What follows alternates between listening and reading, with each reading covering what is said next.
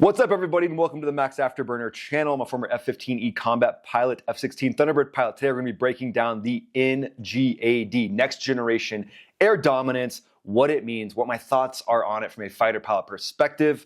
What is this thing going to be called? We'll talk about that. We'll talk about the different nations that are chasing this bad boy, the NGAD, the NGAD, the Mega Chad of fighter jets. Why do we need this Mega Chad aircraft? Well, let's check out this video of Chinese SAMs. So these are smaller SAMs. These SAMs are likely HQ-17s flying at drones. As you can see though, the technology of Chinese SAMs, for it to be launching off a platform that small, the advancement in SAMs, that's what's gonna drive the NGAD. The NGAD will be based on avoiding threats that are way bigger than this little HQ-17. Now let's take a peek at a video that was recorded on none other than a road trip.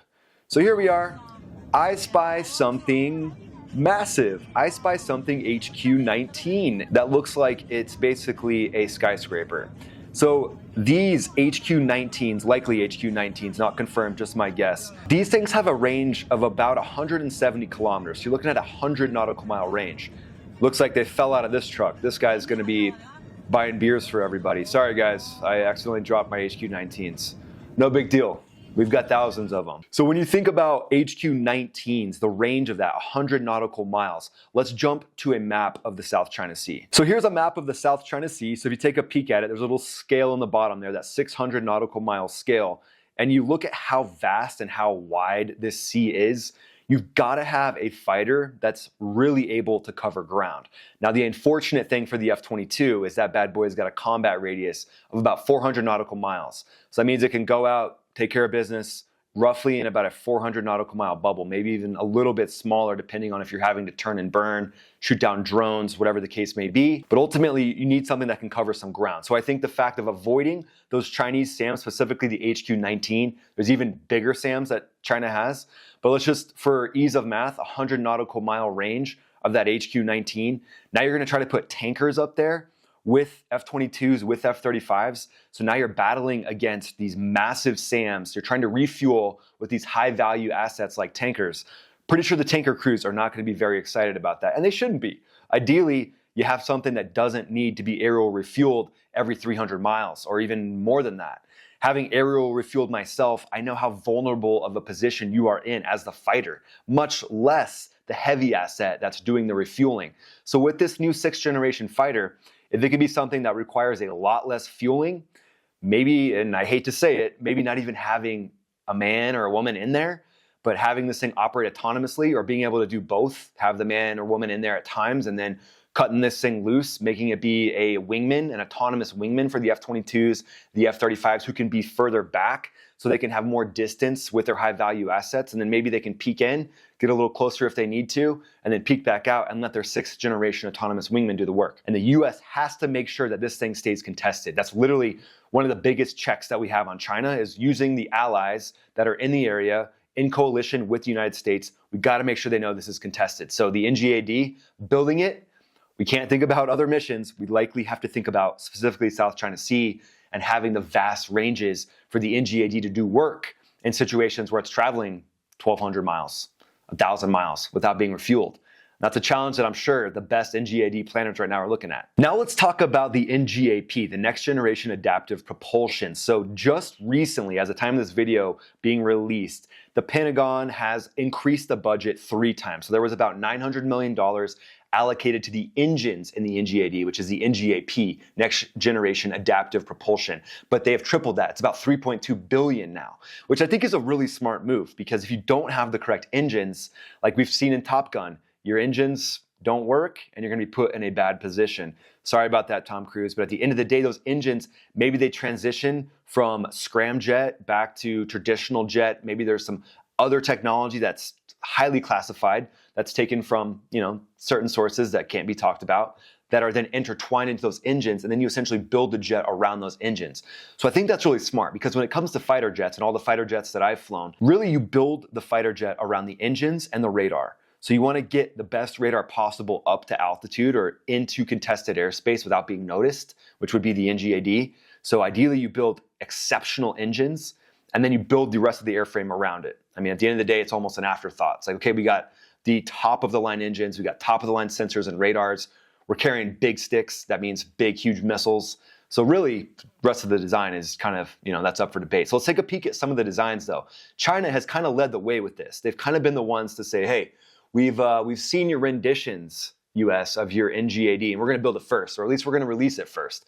So let's take a quick peek at that video. So this is from my Instagram. Now this is China's version of the NGAD. Look at that, they've got 3 engines on this bad boy. So it looks sharp. It's got that top intake, but this looks like a lot of the concepts that the West has revealed. They just went ahead and built it. It almost looks like the front of it has like an F-35 type vibe, and then the rest of it has like a Beetle type vibe, or maybe like a ladybug type vibe. But look at that. You can see the different weapon systems underneath it, 2 larger, almost like cruise missile sized missiles on the right side, and then air-to-air missiles on the left side. So it almost looks like a stink bug, like an F-117, but just not as cool looking in my opinion, but definitely looks capable. Look at the size of that telephone pole sized weapon in there. I mean, that's just incredible. There you get the Beetle look of it there. Yeah, stink bug, Beetle, but 6th generation, they're the first ones to release this thing with a top intake. There's a J20 on the right-hand side. This is another variant, different variant. Some are calling it the J36. The other one's a JHXX. So you can see this one's got a little bit more of like a delta wing rather than just the entire plane being in a wing. A little bit more of a sloped wing there. Definitely interesting though that China is the first one to release this. So they're the ones that are, the US is going to be building our 6th generation fighter to contest against, and they're the ones to release it first. So very interesting. Now I want to step through some of the different concepts and some of the different things that China has created. So besides what we just watched, China's created this thing, like a little concept type aircraft. Doesn't fly in my opinion. This thing is just a static display. I believe it's called the White Emperor, but I actually like this design. I'm surprised they didn't just build this. That would have been way cooler, China. So in the future, just build this, okay? But this thing to me looks like it would have a lot more maneuverability than the one that we saw with just that big, huge delta wing stink bug look. Didn't even have any vertical stabilizers. Not gonna be a good fighter. That one's more of like an F-117 knockoff, more of a bomber. This thing though, it looks like it's from the future. It looks like it's actually built to fight. Would, in my opinion, be a little more maneuverable because you have the canards up front to give you some nose authority. You've got the vertical stabilizers, albeit they're angled off to the side, kind of like the F-35 or F-22, even a little more aggressive than that. And then they've got the nice F-22 engines there. I wonder where they got that concept from. Weird. And there's just a closer up view of that thing. You can see those clamshell, those sweet looking engines. And then when you think about the US's NGAP, next generation adaptive propulsion systems, they're likely going to be something similar to this, maybe an F-22 engine on steroids. So China is trying to get out there and say like, hey guys, we've got this. Which, hey, at the end of the day, good. Push us forward. Competition makes everybody better. And then there's the underneath side, that still shot of China's jet there. I mean, that missile on the right-hand side, that thing is a beast. To me, likely that's like a cruise missile, and then you've got some massive missiles next to it going after high-value targets. So this thing to me looks like they are really thinking about using it as a fighter per se, but more of a missile truck, getting this thing up to altitude, undetected, South China Sea, it's up there just hovering around, and then it's just lobbing these long-range missiles, 100-mile-plus missiles at high-value assets, maybe even other 6th-gen assets. So I think that's what they're creating it for, is to be some sort of deterrence for the area, for a next generation air dominance fighter. Could also though be a stealth bomber type knockoff with bombs going in that bay as well, so multi-purpose most likely. Okay, now we got this photo from Northrop Grumman, supposedly just like an AI photo. I pulled it off the web, and you can tell that it's fake because it looks like underneath the American flag there's some people standing there. It looks like they're kind of like making out, or like there's like someone choking this guy, like, why didn't you choose to build the YF-23?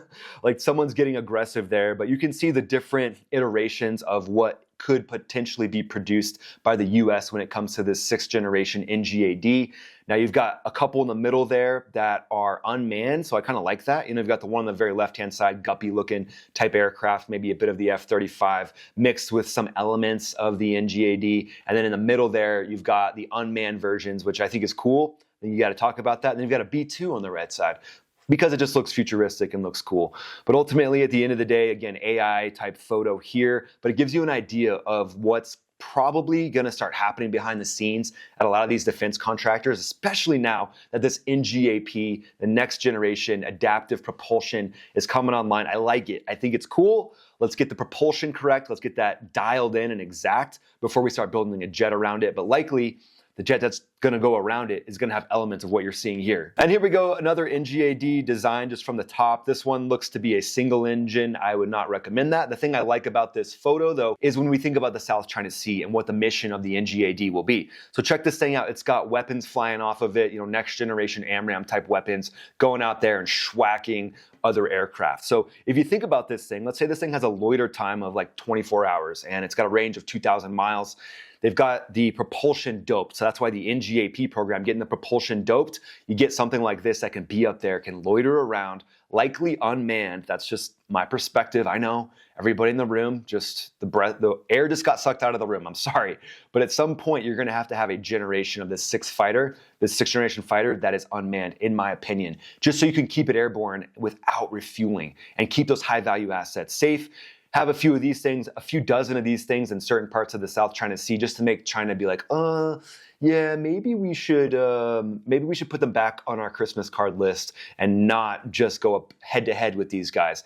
Because this jet right here, if you think about it, if it's a missile truck up there and you can command and control it from an F-22 taking off out of Japan or Australia, somewhere not as close as what this would be, and China doesn't really know where it's at, and it has the ability to do exactly this, just launch off these awesome long-range missiles at air assets, at air targets. I mean, you're really going to create that deterrence that I think the NGAD should actually be built for. So I wouldn't be surprised if it looks something like this, maybe a little bigger, depending on what kind of propulsion this thing has. But 2 engines, in my opinion, would be good. But if you think about the single engine, now you might actually get longer range out of it. And there's been a lot of talk and discussion of, do we pump hundreds of billions of dollars into this thing? Or do we build one with, let's say, just 100 billion, just an easy 100 billion. Maybe we build a dozen of them, let them go out there and do work, because by the time those have done work for about 5-6 years, they're going to be outdated. So by that point, we'll have better propulsion technology. We'll have better ability to work on the structures and the composites that are in the aircraft. So that's something we do. That's an option as well. All right, next we got to talk about the Tempest. So there's not just the NGAD that's out there in the running. Europe has come up with their own version as well, and it's called the Global Combat Air Program. And if you look at this picture, I mean, this thing is sexy. This thing looks good.